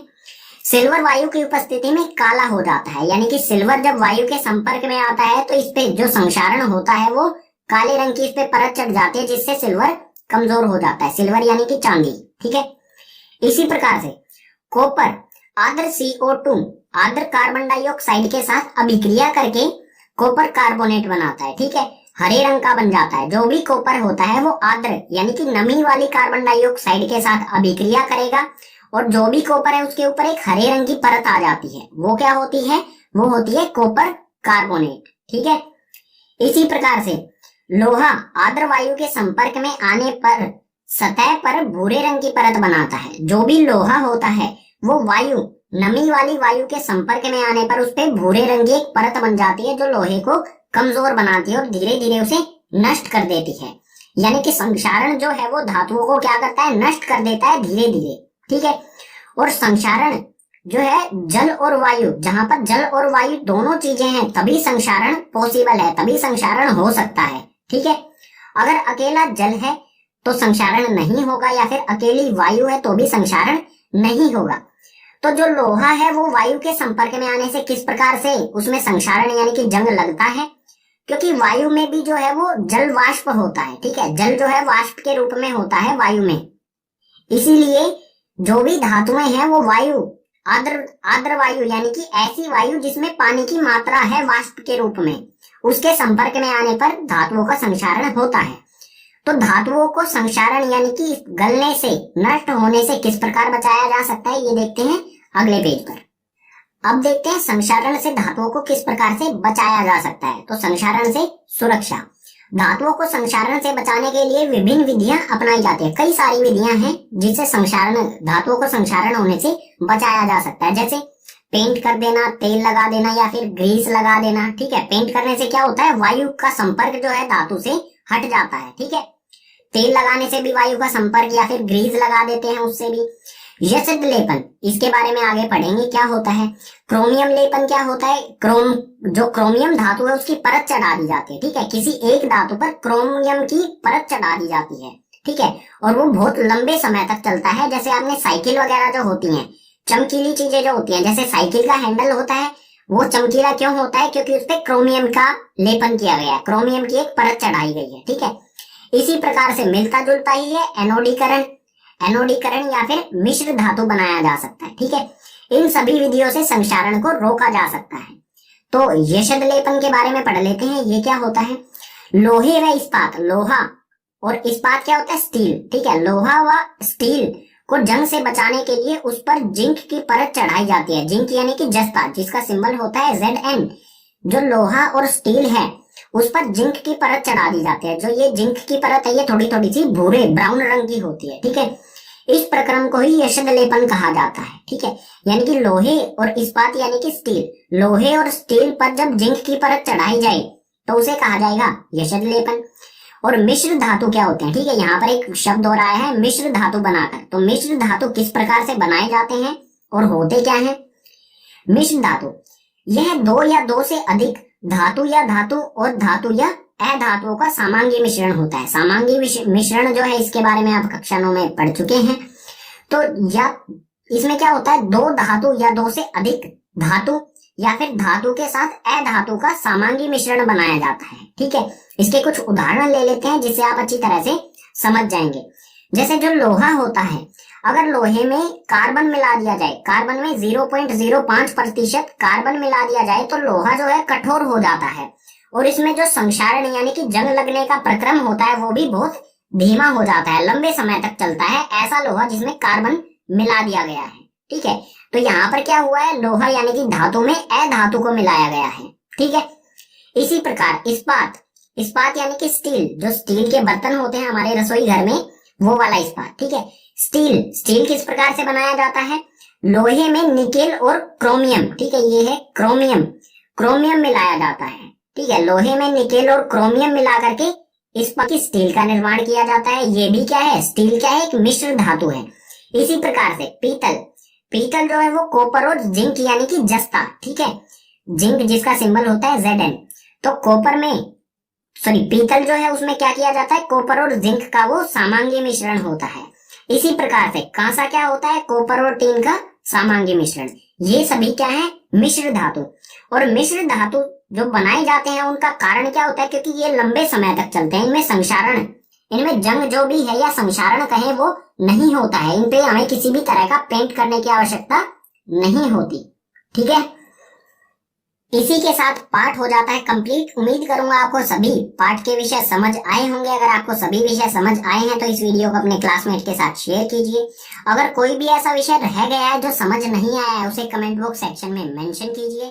साथ ही रोग है लगा हुआ जो लिखता हर बात पे, मिलूंगा मैं मरा हुआ नशेड़ियों के साथ में, उस रात में मौजूद था जो तेरा है वजूद, बेटे नाचते हैं।